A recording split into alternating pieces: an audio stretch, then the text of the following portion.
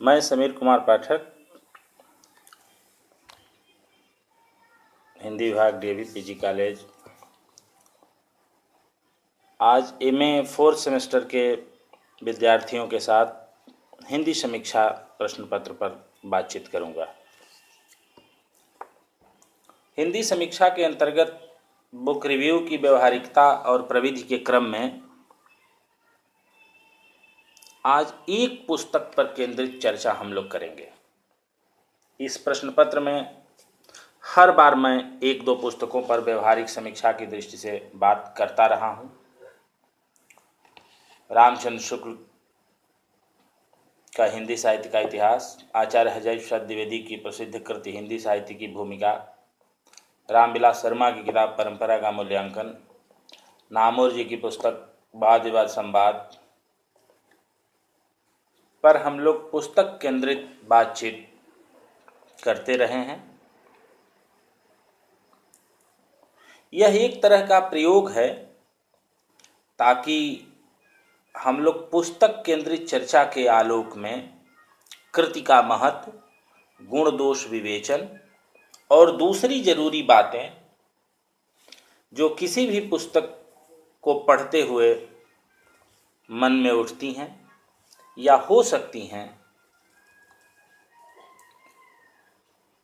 उन सब पर बातचीत करेंगे। आज जिस किताब पर मैं बातचीत करना चाहता हूं वो आचार्य हजारी प्रसाद द्विवेदी के आलोचना कर्म पर विश्वनाथ त्रिपाठी द्वारा लिखी गई किताब व्योमकेश दरवेश है।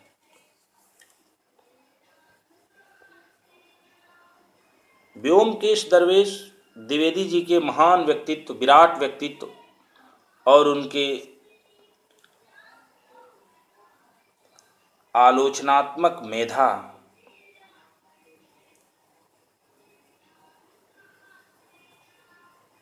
का पुण्य स्मरण है। उसे आप संस्मरणात्मक आलोचना कह सकते हैं और आलोचनात्मक संस्मरण भी कह सकते हैं। आचार्य हजारी प्रसाद द्विवेदी की कृतियों की आलोचना और मूल्यांकन का प्रयास करते हुए नामोर सिंह ने बिजली की तरह कौंस जाने वाली जिस दृष्टि उन्मेष की खोज की थी उसे उन्होंने दूसरी परंपरा की खोज नाम दिया था।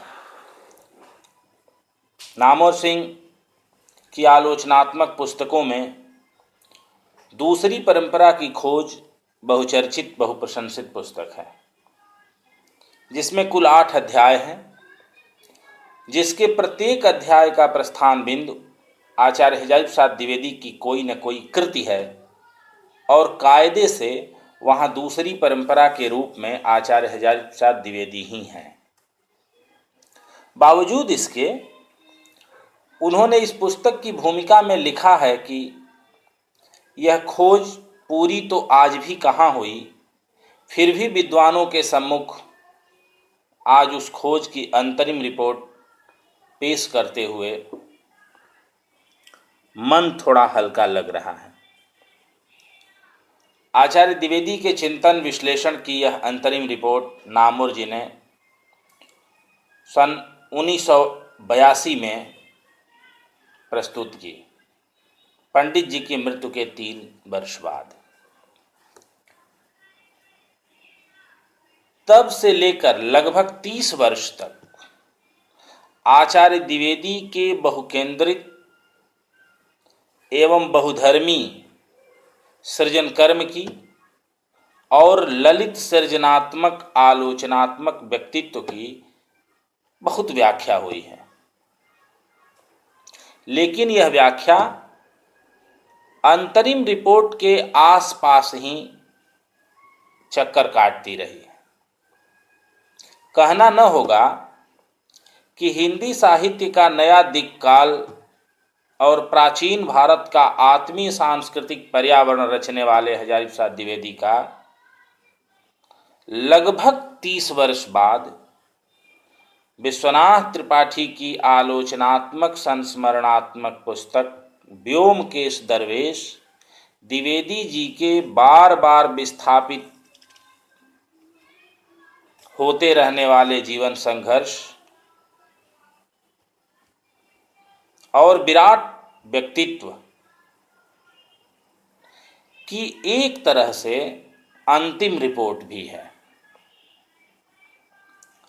यहाँ न मौलिकता का दावा है, न भाषिक खिलंदड़ापन की फतवेबाजी और न चतुराई चालाकी की पॉलिमिक्स।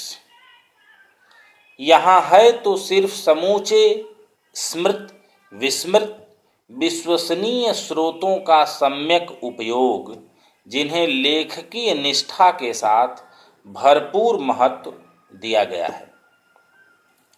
द्विवेदी जी के व्यक्तित्व में गांव जवार मिथ किंवदंतियां लोक वार्ताएं निजंधरी कथाएं आचार विचार समाहित है और उनके उदात्त व्यक्तित्व ने इन सब का एक सृजनात्मक पाठ रच दिया है।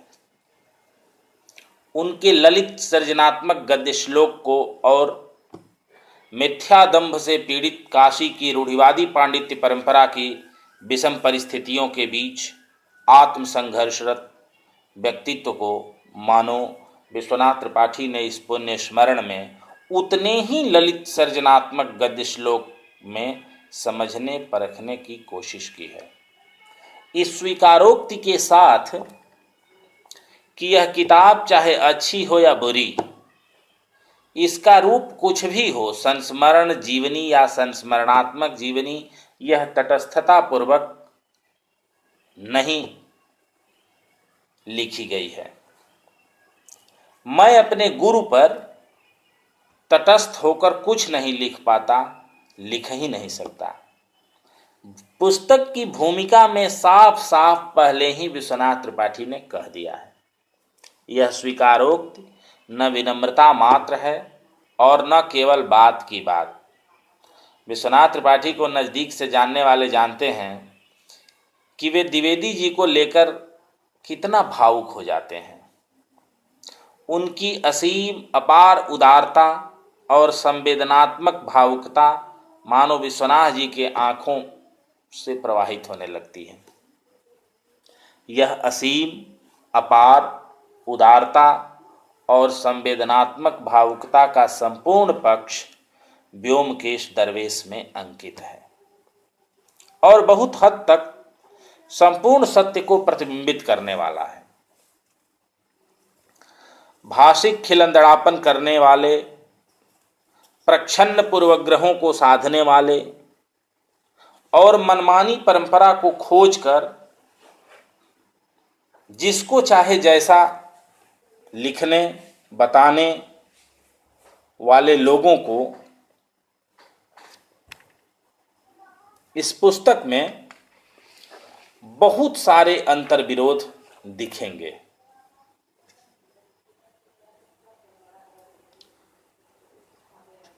उन्हें यह भी लग सकता है कि कुछ चीज़ों को और स्पष्ट करके लिखा जाना चाहिए था, लेकिन उन सभी सवालिया निशानों पर विचार विश्लेषण की खुली संभावनाओं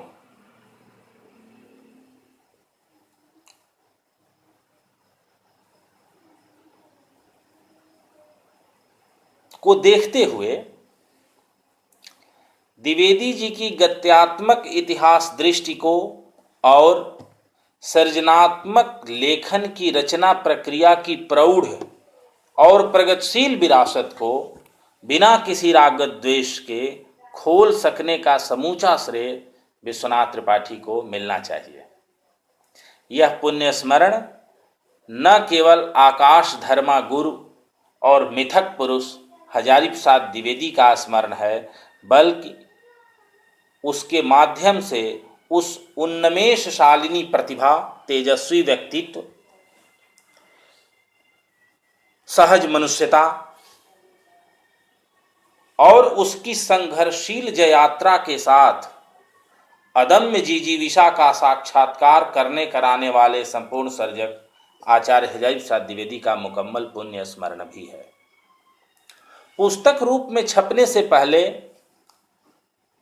इस किताब के बहुतेरे अंश विभिन्न पत्र पत्रिकाओं में छप चुके थे। लिखते वक्त विश्वनाथ त्रिपाठी के मन में विधागत नियमों उपनियमों की जैसी भी धारणा रही हो, किंतु पुस्तकाकार रूप में यह पुण्य स्मरण न जीवनी रह गया है न संस्मरण मात्र। कहने को विश्वनाथ त्रिपाठी इसे आलोचनात्मक संस्मरण या संस्मरणात्मक जीवनी भले कहें, लेकिन यहाँ बने बनाए संस्मरण और जीवनी के पारंपरिक ढर्रे का निषेध है। यह निषेध ही इस कृति को औपन्यासिक आलोचनात्मक आख्यान की तरफ बढ़ने का शिल्प देती है। द्विवेदी जी का मन सर्जना की अथक कार्यशाला था। सर्जना की उस अथक कार्यशाला के पुण्य स्मरण की प्रभान्विति यहाँ ललित देशज रूप में विधागत श्रृंखलाओं को तोड़कर अतिक्रमण कर दूर दूर तक फैल जाती है। इस फैलाव में व्यतिक्रम भी होता है, लेकिन कथा प्रवाह और आलोचनात्मक चिंतन के सिलसिले का नैरंतर्य बना रहता है। इस संस्मरणात्मक आख्यान की शुरुआत होती है नाम रूप पंडित जी के गांव में पुण्य स्मरण इस किताब से, जहां पूर्वी उत्तर प्रदेश का छोटा सा अपने आप में सिमटा हुआ पंडित जी का गांव, जिसे विश्वनाथ त्रिपाठी ने काव्यात्मक ढंग से चित्रित किया है। वर्षा काल में गंगा सरयू की बाढ़ प्रदेश को जलथल कर देती है। बुद्धि को चकित कर देने वाली असीम जलराश जलौघमगना सचराचरा धरा का बिंबाधार रूप शेष संसार से काट कर अलग कर देने वाला महासागर बलिया जिला में सुरहा झील है, जिसका वर्णन बाण भट्ट की आत्मकथा में किया गया है। गंगा सरयू और सुरहा झील से निरंतर संचित बलिया जनपद सस्य श्यामला है। जीवन के विविध परिवेश से शुरू होकर इस ललित गद्य श्लोक का पर्यवसान होता है द्विवेदी जी की रचनात्मक वैचारिक सरणियों के निष्कर्ष में शुभा का रूप सौंदर्यानुभव अनुभव था, अतः सच था। रथ चालक की पत्नी का वैधव्य असहायता भी अनुभव था, अतः सच है।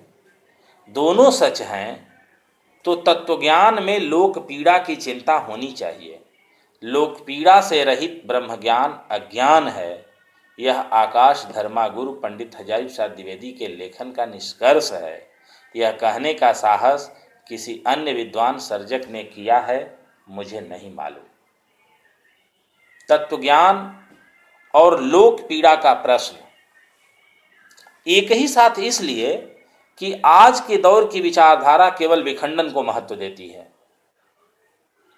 यथास्थितिवाद को बढ़ावा देने वाली यह इतिहास रोधक विचारधारा अपरिवर्तनकामी बन जाएगी।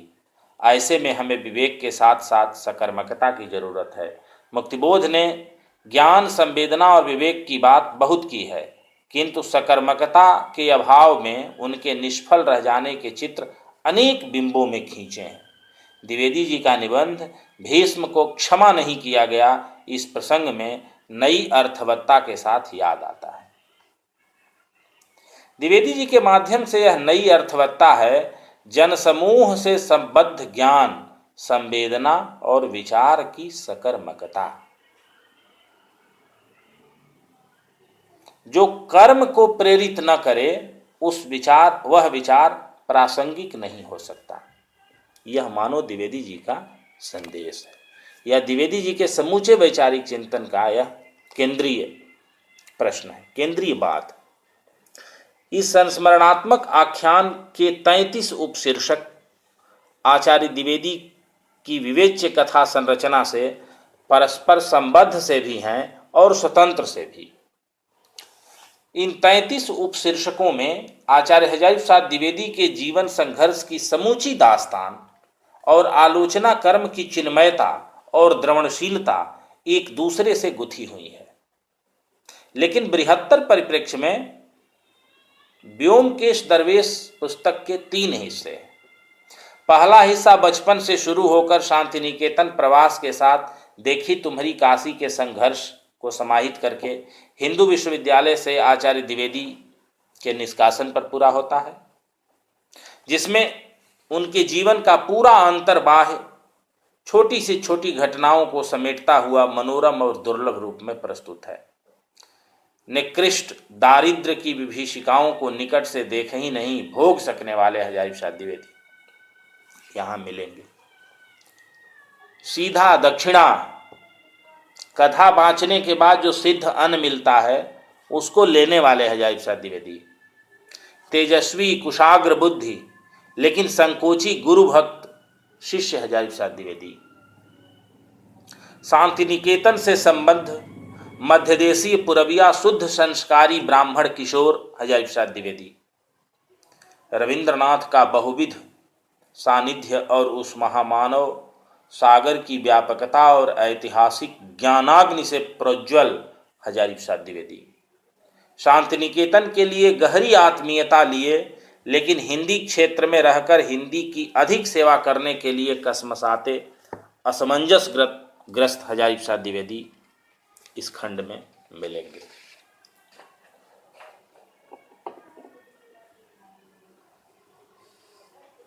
यहाँ गंगा की मनोहर उर्मियों से द्रौतिवायु और विश्वनाथ अन्नपूर्णा की अहैतुकी कृपा का प्रसाद के आकर्षण और दर्शन के उन्माद में काशी हिंदू विश्वविद्यालय में आने के लिए तैयार हजारी प्रसाद द्विवेदी भी मिलेंगे। यह आचार्य हजारी प्रसाद द्विवेदी के पुण्य स्मरण का प्रथम भाग है, जिसमें सहज, प्रसन्न, विनोदी, संकोची, पर दुख कातर, क्षुब्ध, दुखी, छात्रवत्सल, काव्य मर्म पर आंसू बहाते, त्र्यंबक का अट्टहास करते हजारी प्रसाद द्विवेदी के अनेकानेक रूप समूचे राग विराग गंध मकरंद और भाव मुद्रादि सहित चित्रित हैं। द्विवेदी जी बनारस हिंदू विश्वविद्यालय में आए मन में शंका लिए और काशी का लोभ भी। यहाँ प्रतिनायकों के गर्जन तर्जन और राहगीरों की बातचीत को विश्वनाथ त्रिपाठी ने भरसक सूत्रबद्ध कर दिया है। फिर भी बना रहे बनारस शीर्षक में बनारस के प्रति आचार्य हजारी प्रसाद द्विवेदी के साथ साथ विश्वनाथ त्रिपाठी की आत्मीयता और मोहग्रस्तता भी स्पष्ट है। उन्होंने लिखा कि काशी के नरपुंगवों की भाषा का परिचय जिन लोगों को है वे समझ लेंगे कि पंडित जी ने घृणास्पद पंक्तियों को छुपा लिया है। काशी की घृणास्पदता लाजवाब है, सुनाई पड़ जाए तो कान की लवें सुर्ख होकर चटक जाए। और शांति निकेतनी पंडित जी की चमड़ी बहुत पतली थी। फिर इस घृणास्पद प्रपंच में एक तरफ द्विवेदी जी और दूसरी तरफ काशी की कुटिल पंडा संस्कृति का वह सरक्षेप वहरण कौशल, यह सब विश्वनाथ त्रिपाठी ने चित्रित किया है। कुटिलता, कूटनीति, ओछापन, स्वार्थ आदि का समावेश विद्वता में कैसे हो जाता है और स्वार्थ सिद्धि के लिए लोग क्या क्या करते हैं, इन सब का उल्लेख विश्वनाथ त्रिपाठी ने नाम ले लेकर इस खंड में किया है। यहाँ राजबली पांडे, TRV मूर्ति, वासुदेव शरण अग्रवाल, डॉक्टर राजेंद्र प्रसाद, पंडित जवाहरलाल नेहरू, आचार्य नरेंद्र देव, प्रोफेसर मुकुट बिहारी लाल, सुधाकर पांडे, CV रामास्वामी अय्यर, पतंजलि शास्त्री, कालूलाल श्रीमाली, विश्वविद्यालय अनुदान आयोग के प्रथम अध्यक्ष चिंतामणि द्वारिकानाथ देशमुख, अमीरचंद जोशी का पक्ष प्रतिपक्ष एवं मुदालियर कमीशन की रिपोर्ट और ईर्ष्या दग्ध विरोधियों के धमकी भरे कुत्सित पत्र, इन सब का समूचा संदर्भ पहली बार पूरे विवरण सहित व्योमकेश दरवेश में दर्ज हुआ। इस प्रकरण में अध्यापक मंडल और सतीर्थ मंडल का उल्लेख एक प्रकार से काशी हिंदू विश्वविद्यालय के हिंदी विभाग के स्वर्णकाल का लेखा जोखा भी है। शिवसाद सिंह, नामवर सिंह, केदारनाथ सिंह, बब्बा कारंत, रामदरस मिश्र, दुष्यंत कुमार, त्रिलोचन, श्रीश कुमार, रविंद्र भ्रमर, पीके गांगुली का उल्लेख उस समय के विश्वविद्यालय के महत्व का द्योतक है। साथ ही युवा रचनाशीलता की यह संभावना आचार्य हजारी प्रसाद द्विवेदी के महान व्यक्तित्व का परिणाम है और प्रमाण भी। द्विवेदी जी के छोटे पुत्र सिद्धार्थ द्विवेदी गिप्पी के अंतरजातीय विवाह का प्रसंग पहले भाग का अंतिम प्रसंग है, जहां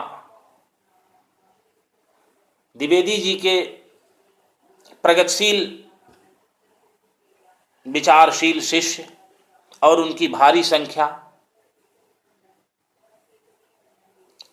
लेकिन इस प्रगतिशील विवाह में हजारी प्रसाद द्विवेदी एकदम अकेले पड़ गए।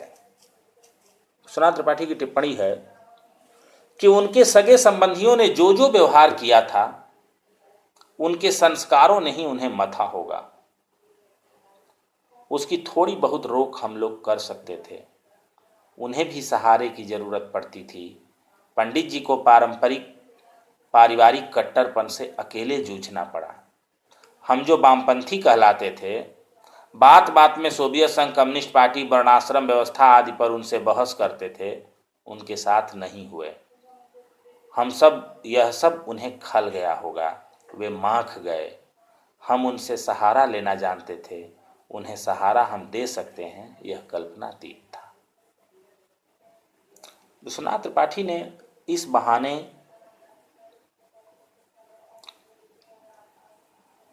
उन सभी प्रगतिशील साथियों पर एक टिप्पणी की है कि कैसे जाने अनजाने छोटी छोटी बातें बड़े संदर्भ की द्योतक होती हैं। दरअसल दिक्कत यही है कि हम उन्हें ब्राह्मण समाज में ज्यों अछूत, अस्वीकार का साहस, लोक धर्म की चिंता एवं त्वम खलु कृति जैसी बड़ी बड़ी बातों में विश्लेषित करते हैं, गुणगान करते हैं, लेकिन संवेदनशील भावुक क्षणों की उपेक्षा कर देते हैं या अनुपस्थित बना देते हैं, कई बार सायास और अनायास भी। आचार्य द्विवेदी के स्मरण का दूसरा भाग आकाश धर्मा गुरु के विस्थापन से प्रारंभ होता है और हजारी प्रसाद द्विवेदी की आत्मस्वीकृतियां पर खत्म होता है। यहाँ आचार्य द्विवेदी के विस्थापन विरोध के समूचे ऐतिहासिक नेपथ्य से पर्दा हटता है और यह साफ होता है कि किस प्रकार शुक्ल विरोध या असहमति को आचार्य द्विवेदी के लेखन से जोड़ देने में मार्क्सवादी रामविलास शर्मा और व्यक्ति स्वातंत्र्य और साहित्य की स्वायत्तता का झंडा लहराने वाले परिमलवादी दोनों ही साथ साथ खड़े हो जाते हैं। डॉक्टर रामविलास शर्मा विश्वनाथ त्रिपाठी के अत्यंत श्रद्धेय हैं, इसलिए उनके संदर्भ में विश्वनाथ जी मात्र इतना कहते हैं कि इस पर क्या टिप्पणी की जाए। काश डॉक्टर शर्मा ने द्विवेदी जी को कुछ अधिक समझा होता। लेकिन यहाँ मुख्य संदर्भ यह है कि डॉक्टर रामविलास शर्मा और परिमल गुट का यह सम्मिलित विरोध काशी विश्वविद्यालय और नागरिक चांडी सभा के विरोध में मिल गया, जिसकी अंतिम परिणति है जून 1960 में विश्वविद्यालय से द्विवेदी जी की सेवा समाप्ति। जिन गंभीर अपराधों पर पंडित जी का निष्कासन हुआ था, यहां उन सब की गंभीरता मानो एक एक कर खुलती जाती है। गंभीर अपराध क्या थे द्विवेदी जी के? जैसे द्विवेदी जी का अपराध यह था कि वे प्रोफेसर और अध्यक्ष होकर आए थे। द्विवेदी जी ब्राह्मण विरोधी नहीं थे, लेकिन उनका दोष यह था कि वे ब्राह्मणवादी भी नहीं थे। Hazari Prasad Dwivedi dean faculty of arts, Kashi Hindu विश्वविद्यालय डीन थे और नागरिक चाणी सभा के उपाध्यक्ष भी थे। ऐसे में उन्हें सभा में विश्वविद्यालय के प्रस्ताव का बचाव करना चाहिए था, जो उन्होंने नहीं किया, और ऐसा न करके उन्होंने अनुशासन भंग किया। द्विवेदी जी गुणवत्ता को नियमों उपनियमों से ज़्यादा महत्वपूर्ण मानते थे। जिन्हें गंभीर आरोप कहा गया था वे कितने गंभीर रह गए, यह जग जाहिर है। लेकिन इससे पंडित जी का व्यक्तित्व क्षतिग्रस्त हुआ और घाव भरने वाला नहीं था, भरा भी नहीं। गाढ़े का साथी पंजाब सहारा भले बना हो, बनारसी रचनात्मकता की मणिकर्णिका से निकलकर स्वयं हजारी प्रसाद द्विवेदी को उजाड़ के साथी भले लगा हो, लांछित निष्कासित द्विवेदी जी का उल्लास और उल्लास के नवोन्मेष को भले कहा बोला बताया जाए, लेकिन यहाँ हजारी प्रसाद द्विवेदी सापे नास्तंग गमित महिमा वाले यक्ष निबंध लेखक आचार्य हैं। सापे नास्तंग गमित महिमा इसलिए भी कि फिर बैतलवा डाल पर। इस उपशीर्षक के अंतर्गत सन 1967 में आचार्य द्विवेदी फिर हिंदू विश्वविद्यालय में विभागाध्यक्ष नहीं बल्कि रेक्टर बनकर आए,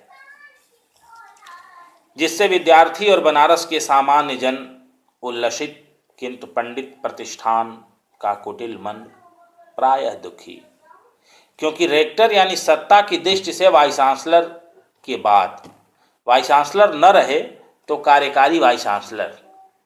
विश्वनाथ त्रिपाठी की यहाँ अपनी टिप्पणी देखने योग्य है। हजारी प्रसाद द्विवेदी जोशी के हाथ बिक गए। अमरचंद जोशी, स्वार्थवश नहीं कृतज्ञता बस।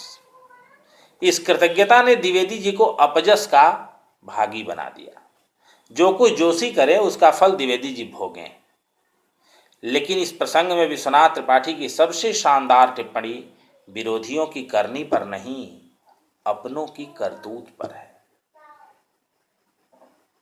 जब द्विवेदी जी रेक्टर बन गए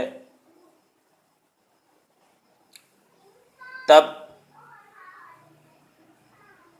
काशीनाथ सिंह की एक टिप्पणी को विश्वनाथ त्रिपाठी ने यहाँ उद्धृत किया है।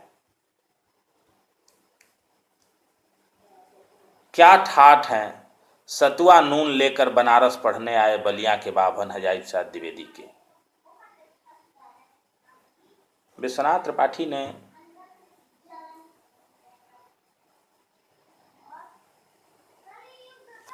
अंडर ब्रैकेट एक और बात नोट की है कि by the way Kashinath Singh Namvar Singh के अनुज हैं और डॉक्टर जगन्नाथ प्रसाद शर्मा ने नियुक्त किया था हिंदी विभाग में। फिर विश्वनाथ त्रिपाठी टिप्पणी करते हैं कि डॉक्टर जगन्नाथ शर्मा वही हैं विभागीय राजनीति के सिद्ध हस्त और अचूक खिलाड़ी जो द्विवेदी जी के विरुद्ध खड़ग हस्त रहे। अपने मन की भड़ास को दूसरों की जुबानी बयान करने में सिद्ध हस्त, नूतन प्रसंगोद्भावना के सर्जक कथाकार काशीनाथ सिंह द्वारा धूमिल की जुबानी पंडित जी के अकेलेपन को दया के योग्य नहीं नफरत योग्य लिखने बताने पर बेहद सटीक विश्वनाथ जी की यह टिप्पणी फिर मैं कहता हूं कि ध्यान देने योग्य है। यह सब काशीनाथ सिंह ने नहीं, धूमिल ने कहा, काशीनाथ सिंह ने सुना, उसे लिख दिया अमर रचना में, उसे जन जन में फैला दिया। लेकिन यह काशीनाथ सिंह ने थोड़े कहा है, काशी के अभिन्न धूमिल ने कहा, वादे वादे जायते तत्वबोध। जहां निष्कर्ष पहले से तय हो वहां निष्पक्षता की लय टूटनी तय है। शायद इस प्रसंग में लेखक का उद्देश्य यही हो। असहमतियां सबकी होती हैं और होनी चाहिए, लेकिन असहमति मात्र से बेजा टिप्पणी को जायज तो नहीं ठहराया जा सकता। विश्वनाथ त्रिपाठी ने यहाँ सजगता और वस्तुनिष्ठता का परिचय दिया है। काशी हिंदू विश्वविद्यालय में व्याकरण योजना के निदेशक और उत्तर प्रदेश की हिंदी ग्रंथ अकादमी के निदेशक होने पर दोनों पद आचार्य द्विवेदी के गरिमा के अनुकूल नहीं थे। विडंबना थी कि जिस वय में उन्हें यश के अनुकूल सर्वाधिक सम्मान मिलना चाहिए था, उस वय में वे अपनी गरिमा से नीचे के पद पर काम कर रहे थे। 70 वर्ष की आयु में प्रशासकीय सरकारी सेवा उनकी रुचि और व्यक्तित्व के मेल में नहीं थी। लेकिन इसके कारण क्या हो सकते हैं? विश्वनाथ जी कहते हैं कि मेरे विचार से इसका प्रथम कारण जनसंकुल परिवार, उसकी जिम्मेदारियां, यश के कारण चारों तरफ से आमंत्रण और भीतर आर्थिक असुरक्षा की गहरी भावना, जिसे वे बड़ी मुश्किल से तोड़ पाते थे। व्यक्ति हजारी प्रसाद द्विवेदी का रचनात्मक आत्मसंघर्ष एक दूसरे से संबद्ध होकर इस कृति के दूसरे भाग में खुलता है और जुड़ता भी है।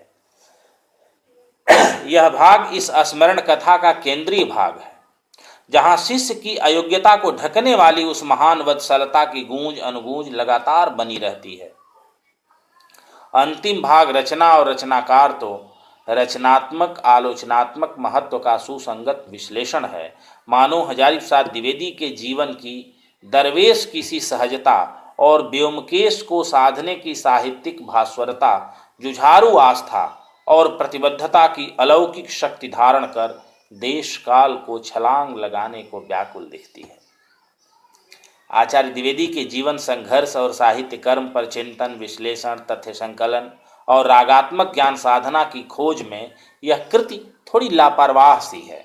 शायद इसकी वजह द्विवेदी जी के प्रति विश्वनाथ जी की अतिशय भावुकता भी हो सकती है, लेकिन इससे आलोचनात्मक कसाव में कमी आई है। वर्णन का दोहराव और प्रसंग पुनरुक्ति से कथा प्रवाह भी खंडित होता है और विश्लेषण का प्रवाह भी टूटता है। बावजूद इसके व्योमकेश दरवेश का यह पुण्य स्मरण आचार्य हजारी प्रसाद द्विवेदी के समूचे जीवन और साहित्यिक सांस्कृतिक अवदान को समग्रता में समेटने का रागात्मक बोध, लिहाज रियायत की अतिरिक्त तटस्थता से लैस होकर उनके व्यक्तित्व और लेखन, चिंतन, भावबोध एवं अन्य व्यवहारिक जीवन, इन सब की निरंतरता में पहचान भी है और सूत्र संधान भी। इस अर्थ में द्विवेदी जी के समूचे आलोचना कर्म और रचनात्मक व्यक्तित्व पर व्योमकेश दरवेश संपूर्ण मूल्यांकन को लक्ष्य में रहकर अभी तक लिखी गई किताबों में सबसे महत्वपूर्ण, सटीक और बेहतरीन पुस्तक है। धन्यवाद।